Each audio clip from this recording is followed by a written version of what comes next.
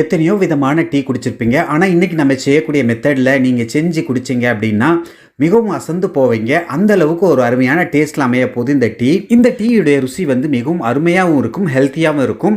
அடடா! எப்படி மிஸ் பண்ணோம் அப்படிங்கிற ஃபீலிங் உங்களுக்கு வரும். வாங்க அந்த டீ எப்படி செய்யலாம் பார்க்கலாம். இதை செய்யறதுக்கு அடுப்புல ஒரு பாத்திரத்துல வச்சுட்டு, அதுல வந்து நான் வந்து 2 டேபிள் ஸ்பூன் கற்கண்டு சேர்த்துக்கிறேன். கற்கண்ட சேர்த்துட்டு அந்த கற்கண்டு வந்து நல்லா மெல்ட் ஆகுற அளவுக்கு, உருகுற அளவுக்கு வந்து நீங்க நல்லா கிண்டி கிண்டி விடுங்க. இந்த இடத்துல கற்கண்டுக்கு பதிலாக சக்கரை கூட சேர்த்துக்கலாம். இந்த நேரத்தில் அடுப்பை வந்து லோ ஃப்ளேமில் வச்சுக்கோங்க. ஒரு கரண்டியை வச்சு மெதுவாக கிளறி விட்டுக்கிட்டே இருந்தீங்கன்னா கரெக்டாக 2 நிமிஷத்தில் வந்து அந்த கற்கண்டு வந்து உருக ஆரம்பிச்சிடும். பாருங்கள், உங்களுக்கு காட்டுறேன் பாருங்கள். மெதுவாக உருக ஆரம்பிச்சிட்டு இருக்கு. இப்போ நல்லா உருகிருச்சு. உருகி உங்களுக்கு வந்து அது வந்து கலர் மாறுது பாருங்கள். லைட் ப்ரௌன் கலரில் வரும்போது, அதாவது அந்த ப்ரௌன் கலர் வர்ற வரைக்கும் கொஞ்சம் வெயிட் பண்ணுங்கள். பாருங்கள், இந்த அளவுக்கு வந்த உடனே இதில் வந்து நான் வந்து 1 டேபிள் ஸ்பூன் வந்து டீ தூள் சேர்த்துக்கிறேன். நீங்கள் எந்த டீ தூள்னாலும் சேர்த்துக்கலாம். சேர்த்துட்டு நல்லா கலந்து விடுங்க. அந்த டீ தூளுடைய வாசம் வந்து அந்த கற்கண்டுடைய பாகோட நல்லா கலக்கணும். அது வரைக்கும் நல்லா கலந்து விடுங்க. உங்களுக்கு வந்து இன்னும் கொஞ்சம் நிறம் மாறும். அது வரைக்கும் நல்லா கலந்து விட்டுக்கோங்க. கண்டிப்பாக இந்த மெத்தடில் நீங்கள் ஒரு முறை செஞ்சு பார்த்தீங்க அப்படின்னா ரொம்பவும் அசந்து போவீங்க. ரொம்ப டேஸ்ட் அபாரமாக இருக்கும்.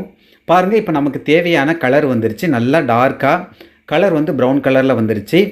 இப்போ இந்த நேரத்தில் நான் ஒரு டம்ளர் வந்து தண்ணி சேர்த்துக்கிறேன்.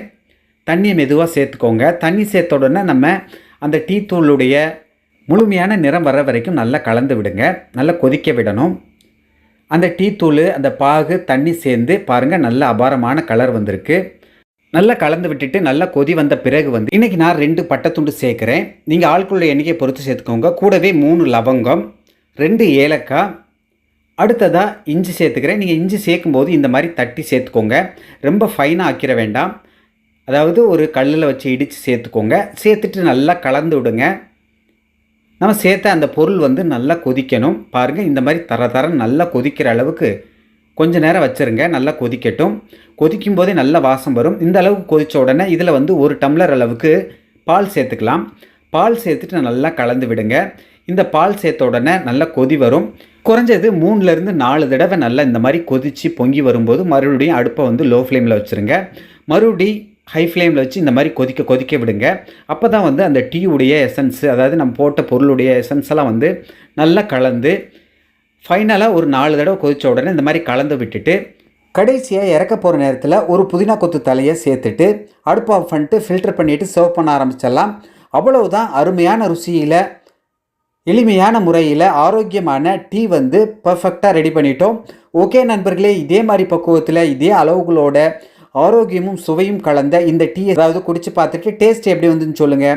இந்த வீடியோ உங்களுக்கு பிடிச்சிருந்தா லைக் பண்ணுங்கள். உங்கள் நண்பர்களும் சொந்தங்களும் பார்க்கணும்னா அவர்களுக்கும் ஷேர் பண்ணுங்கள். மறக்காமல் நம்ம சேனலை சப்ஸ்கிரைப் பண்ணாதவங்க சப்ஸ்கிரைப் பண்ணிக்கோங்க.